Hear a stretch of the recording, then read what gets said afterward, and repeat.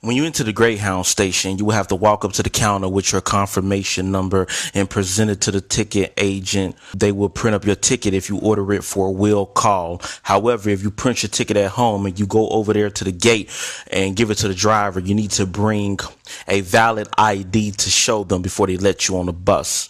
After getting your ticket and weighing your bag, you will have to sit down at one of the benches.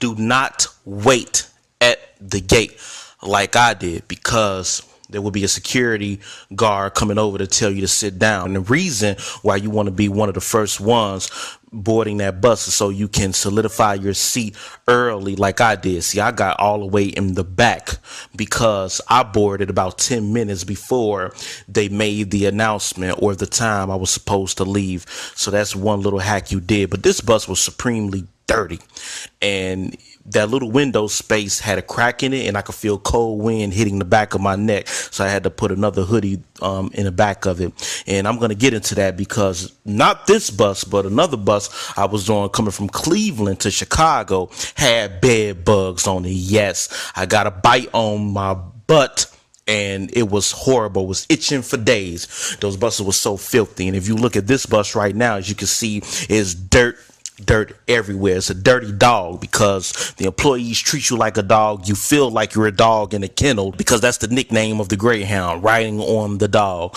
When it comes to registering or signing up for the Wi-Fi, you can do it various ways. As you can see, there are plugs on the bus, but if you're sitting a seat over, you may not feel comfortable asking a stranger to use that plug. Some of the newer buses have a plug in the center at the bottom of the seat in front of you.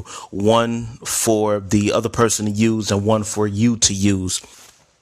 But this is the beautiful city of Chicago. I'm so used to taking public transportation in the city. I'd never seen it from that view before.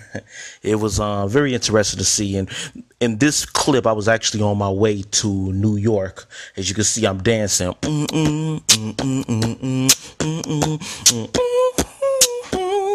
Looking self. So yeah, but if you think you're gonna get on a Greyhound and clear your mind and just be on the road and think about your life and reflect, rudely mistaken, because your main concern is going to be on that dirty bus, those bed bug bites. There's a popular YouTube video showing passengers complaining about roaches just raining from the ceiling onto people. It was horrible. Now, this is South Gary, Indiana. That train over there to the left, it actually goes to Chicago. So this is one of the first stops. About, I think we spent like 30 minutes to an hour on the road from what I remember. But let me tell you a Greyhound story about how I believe I got molested on the Greyhound a long time ago. I would say about 10 years ago when I was going out to Las Vegas. We was taking the bus from Chicago to St. Louis, and there's two bus stops in Chicago, one downtown on Harrison Street and the other on 95th and the Dan Ryan in the hood. Now, if you don't get on the Harrison Street location, you got to get on 95th. And the problem with that station is when you get on the bus, all the seats are going to be filled. So you most likely will have to sit next to someone. And that's what I did. I sat next to a random dude. At the time, I was very skinny, and I sat next to a large, fat white man. And he acknowledged me. I acknowledged him.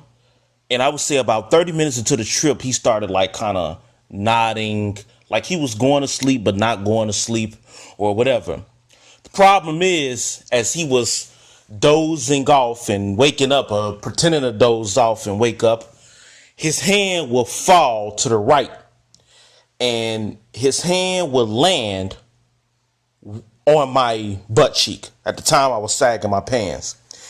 His fingers would land so perfectly on my butt cheek. It wasn't forced or anything like that.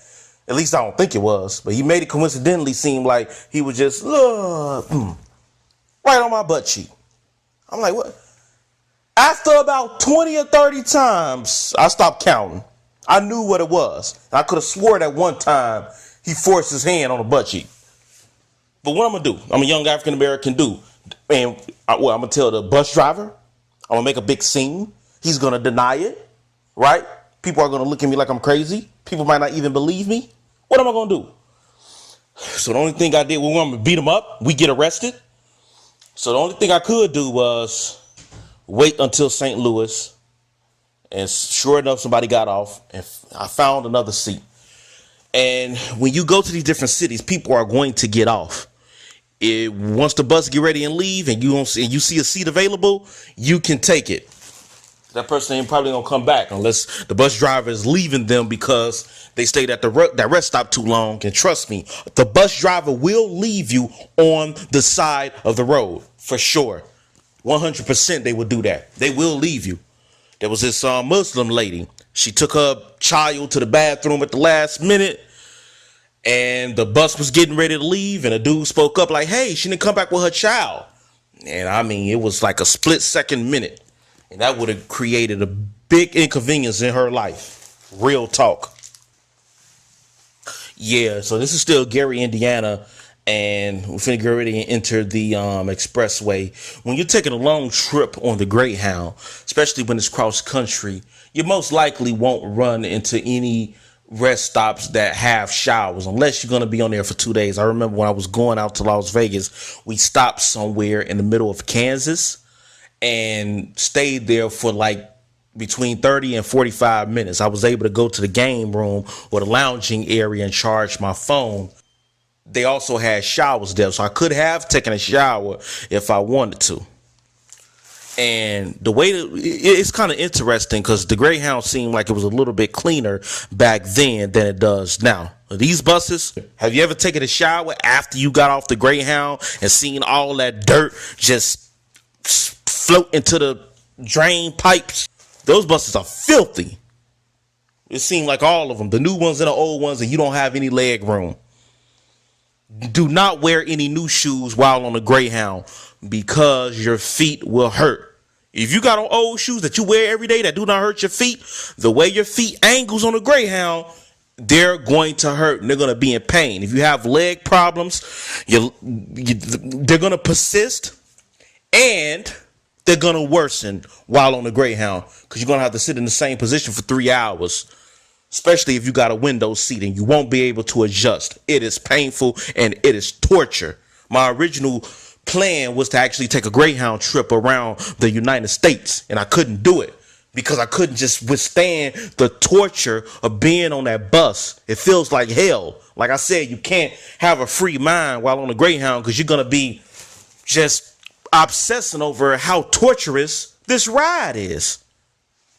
It's horrible. When you see all of those negative reviews about Greyhound, they mean something. Trust me. And you know me, I've been all over the world.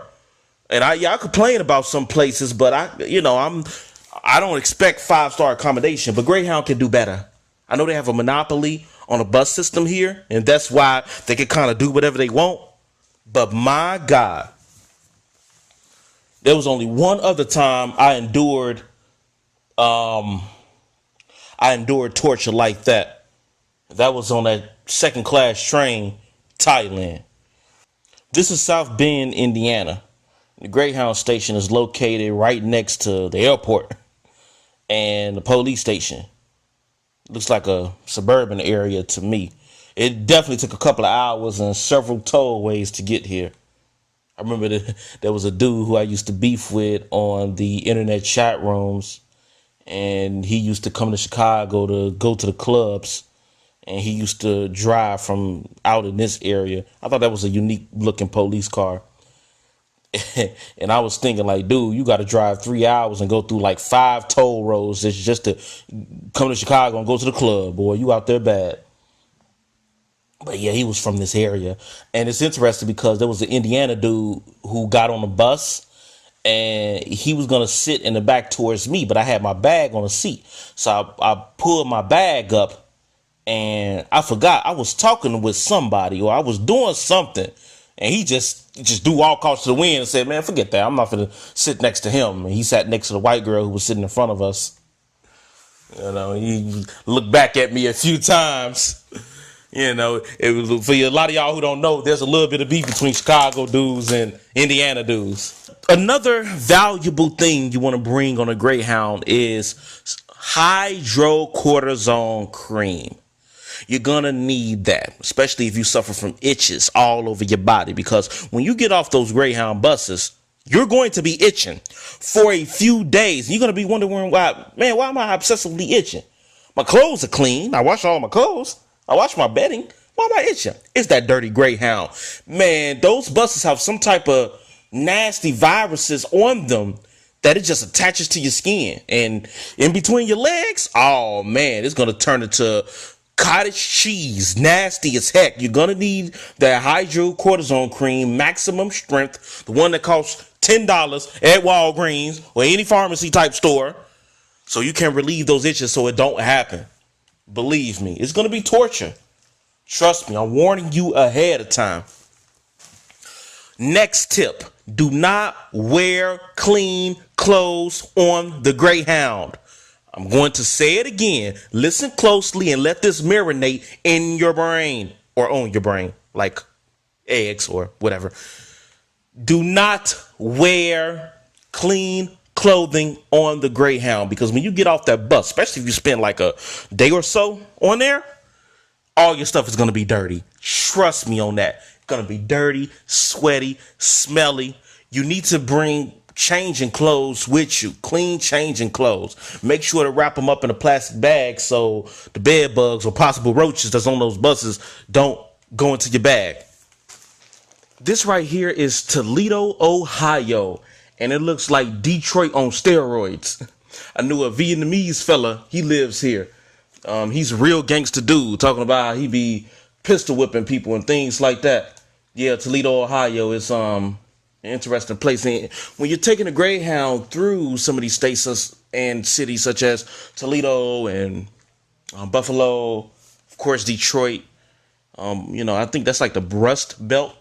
So you will see a lot of abandoned buildings. Let me tell you a story about how I was taking a Greyhound from Las Vegas and we stopped in St. Louis. We were supposed to leave within 30 minutes after getting off the bus, but they made an announcement over the intercom telling us that it would be 6 hours before our bus come. And that's one good thing about Greyhound, is that they will announce if your bus is going to be late. Sometimes even 6, 7, 9 hours late.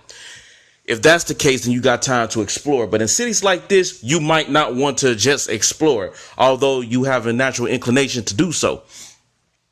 When I was in St. Louis, the main bus station is located right next to the Greyhound station. So all you got to do is exit the station, cross the tracks, and then you can hop on any bus. And I saw a bus that was riding down King Drive. And I'm familiar with King Drive because I know it's going to go through like a hood area. So I hop on the King Drive bus, and man, every conversation I heard on that bus was about guns.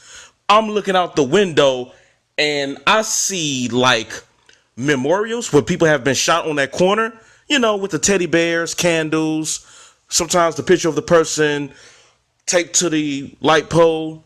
I saw at least 4 or 5 of them on King Drive. And keep in mind, St. Louis is not that big. When you're on the bus, you would ride through 4 suburbs. I think I ended up in University City, where the St. Lunatics is from. Very interesting place. Bus almost had an accident because, there's a lot of traffic accidents out there in St. Louis. But yeah, some of these places, you might want to curb your natural inclination to explore and just stay on the bus. Let me tell you this one time about how the bus broke down. I was coming from Fort Lauderdale, Florida, back to Chicago. And the bus broke down near Greenwood, Indiana. I would never forget. The bus is riding down the road just so smoothly. Everybody is in their own little zone, looking forward, anticipating what they're going to do the moment they get to their destination. And all of a sudden, the bus started slowing down and a driver pulled over. Everybody kind of realized what was going on. They started snapping off. People started arguing. Man, forget you. Man, this is crazy. Greyhound this, Greyhound that. I mean, they started going crazy on that bus, man. And the driver was able to pull the bus into like a shopping center. And a few people, they were just complaining. They was bullying the lady. And I actually felt bad for her. They tried to make it seem like it was her fault. I'm like, it wasn't her fault. So, some people went into the store and we all had to get off the bus, and we had to wait like, I would say about 30 to 45 minutes for another bus to come. during this time, I remember this one dude, I don't know where he was from, and like this Puerto Rican girl, she was 16 because she told everybody her age. And I think, you can ride a Greyhound if you're underage like that, if you got your parents' permission. But the dude made it seem like he was a famous rapper, and he took a picture with her because he was telling her about it. And he made it seem like he was an up and coming rapper. He's going to be famous one day, and take a picture now with him. So when you become famous, you can get some clout. I'm like, oh my gosh, it was funny. And he was one of the main dudes that was snapping off. I wish I had a camera back then. This is Cleveland, Ohio, and it reminds me so much of Chicago. And there's actually a story I'm getting ready to tell you about this woman on the bus who has some prescription meds. Yeah, I'm going to get into that in a minute. But I want to talk about New York first, because after Cleveland, I think it's like a straight shot to New York. First, if you decide to wait into that Greyhound station, they got police officers that come down there about every 4 hours just to check. No, every 2 hours just to check to see if any homeless people there. And if you're sitting in the enclosed area where the glass doors are, it would be an enclosed areas where you can sit at with seats facing each other. If you sit in there, the cops regularly come down there, and you could just see multiple people getting up and wandering off because homeless people try to sleep in the Greyhound station. Also, New York has a lot of cops like everywhere, and you see pizza places like everywhere with Hawaiian pizzas with pineapple on it, anchovies. New York is crazy, and standing on the street corner feel like you standing in a nightclub, just shoulder to shoulder with some people. It's crazy.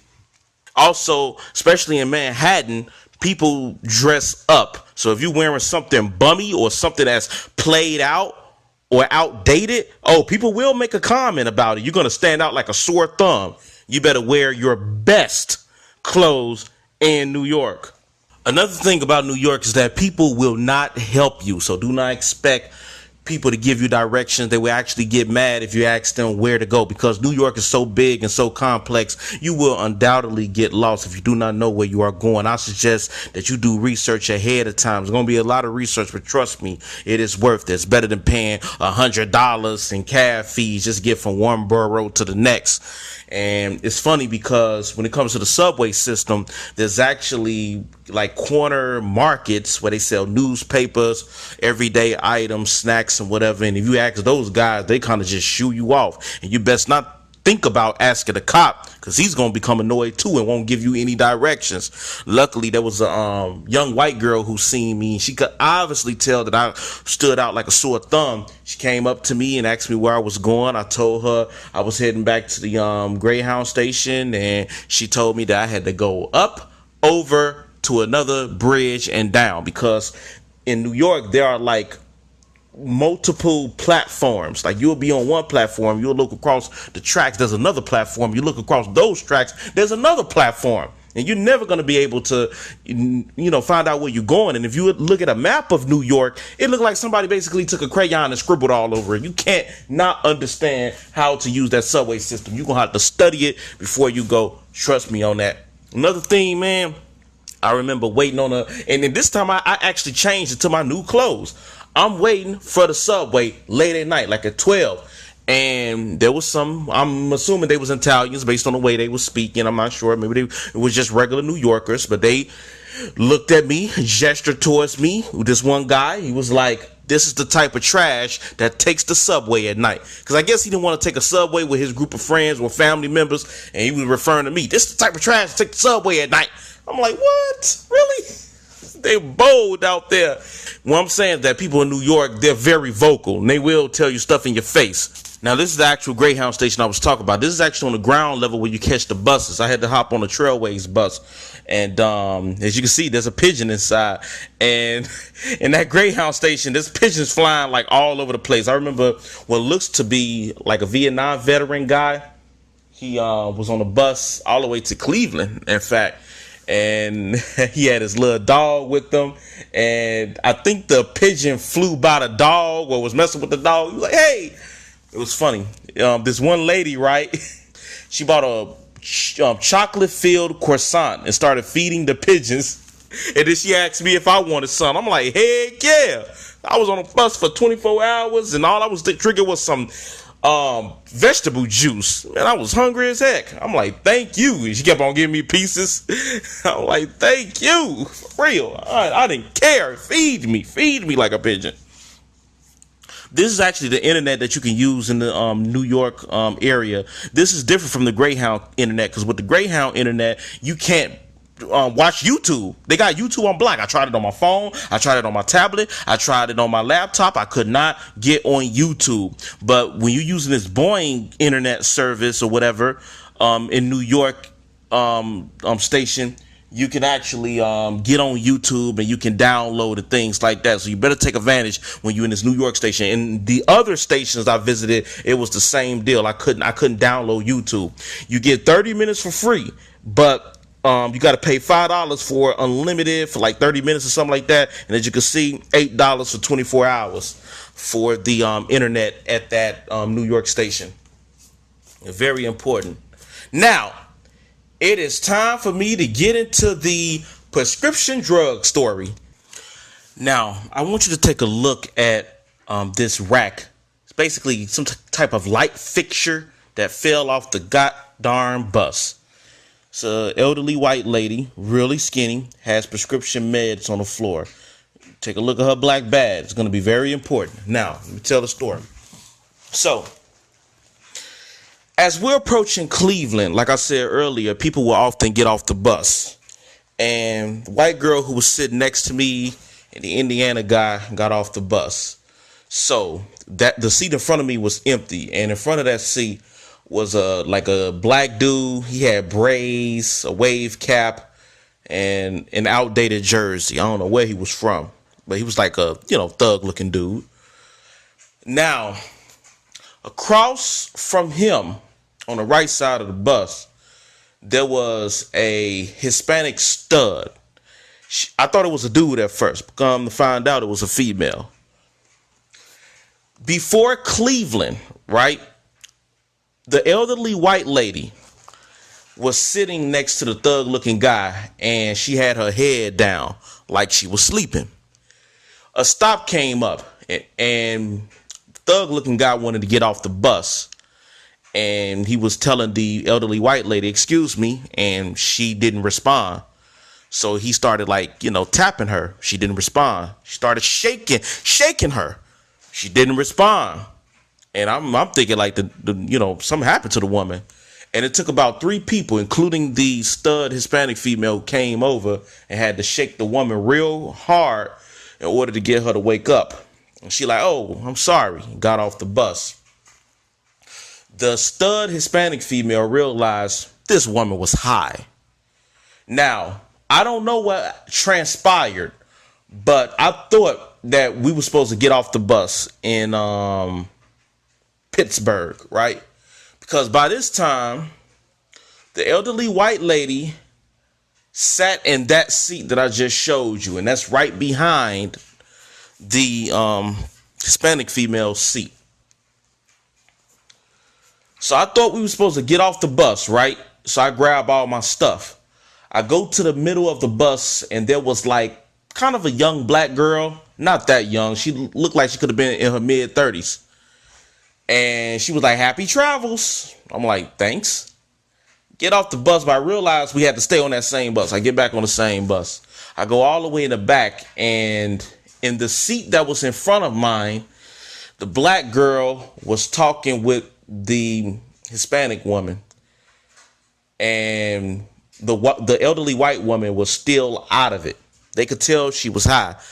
They was going through her bag.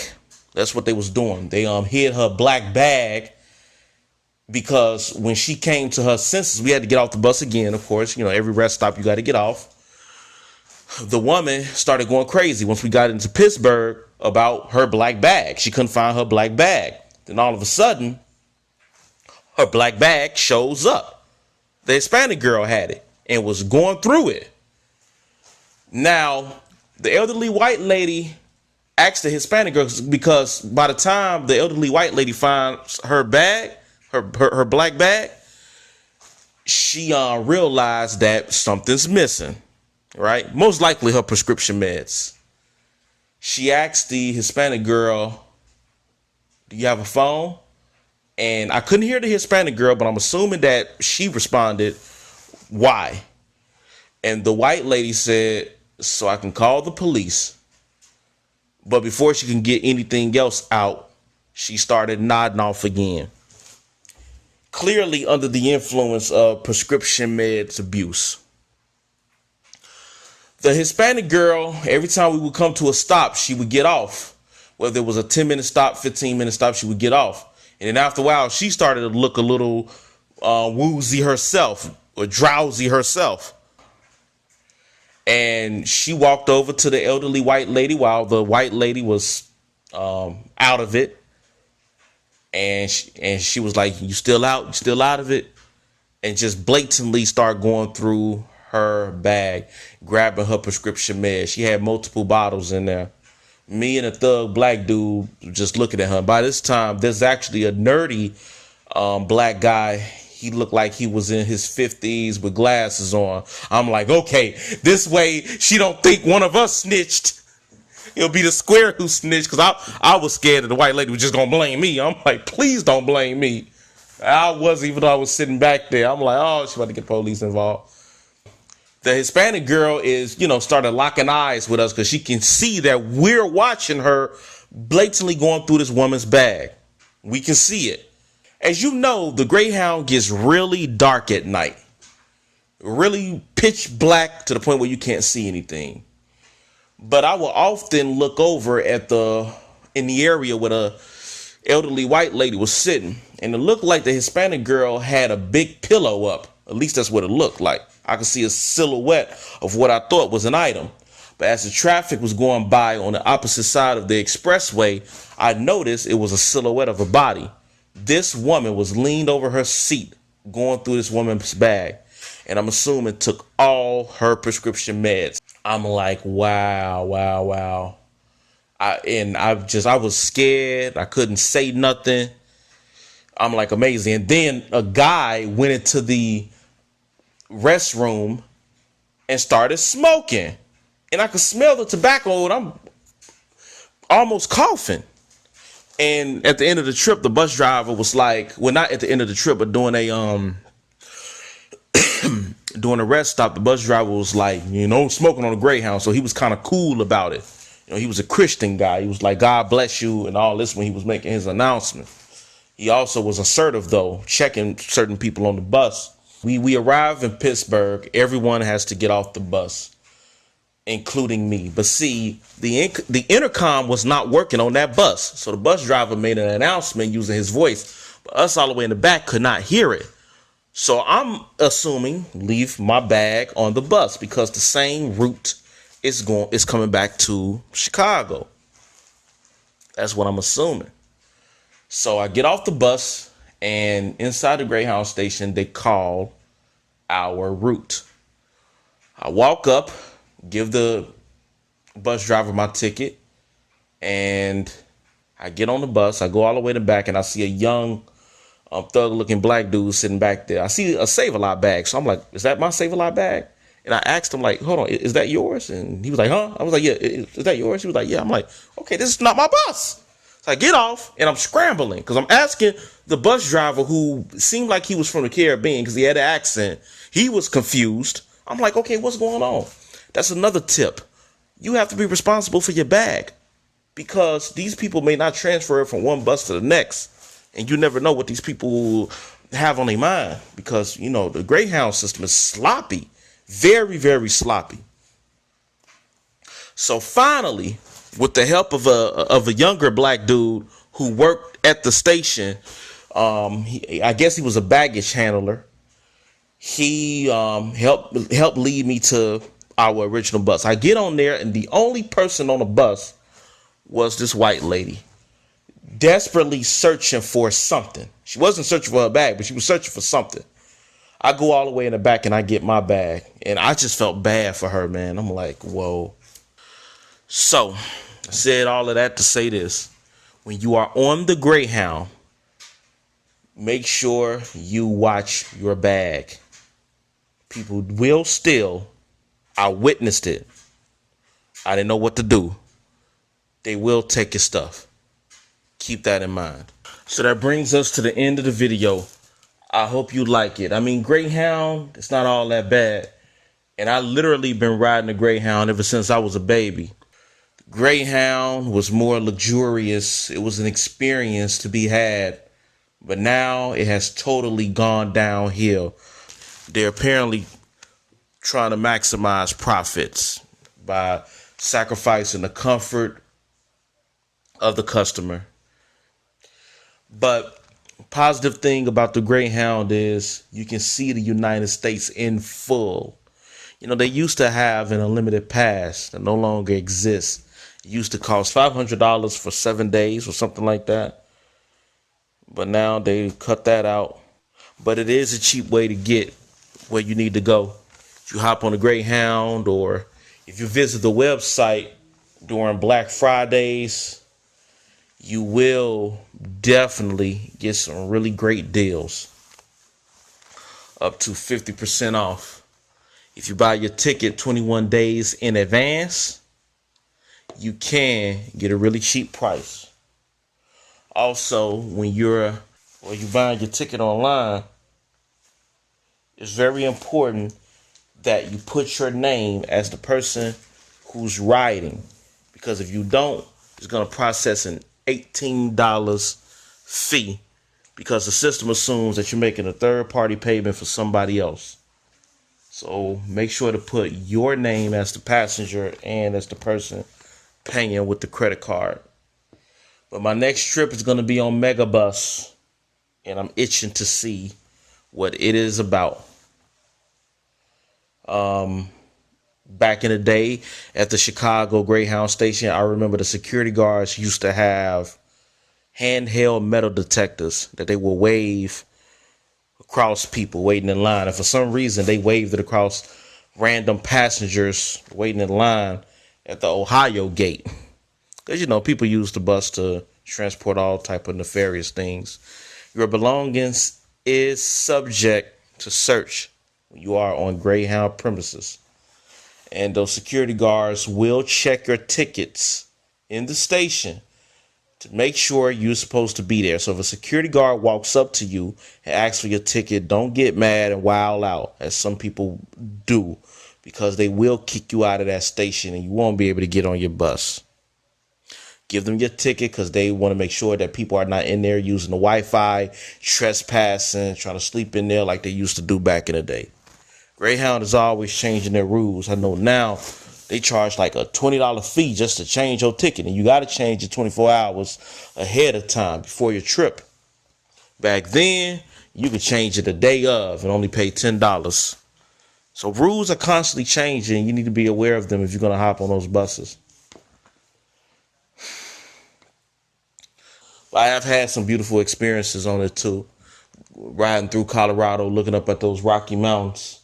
Absolutely beautiful. I got to do that trip again.